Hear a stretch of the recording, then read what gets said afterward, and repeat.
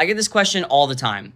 Deven, what makes a niche good for faceless channels that rely on voiceover plus screenshots instead of custom footage?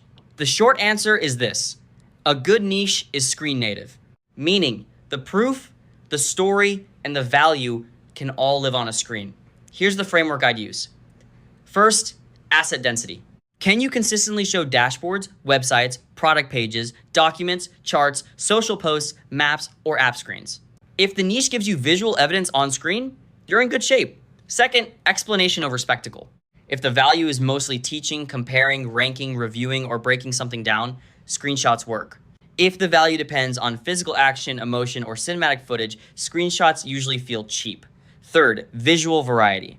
A niche can't just be one static screen for 8 minutes. You need enough angles, before and after, zoom-ins, annotations, comparisons, timelines, workflows.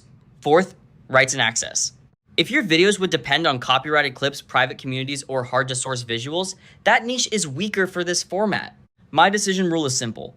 List 20 video ideas and ask, can I tell 80% of each one with screen captures and still make it feel credible and engaging? If the answer is yes on at least 15 of them, that's a strong faceless niche.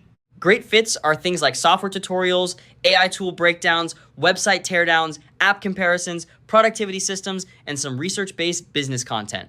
Bad fits are usually travel, fitness transformations, car reviews, or anything that really needs original footage. And once a niche passes that test, Satura is useful as the workflow layer for organizing recurring assets, scripts, and screenshot sequences. That's the filter.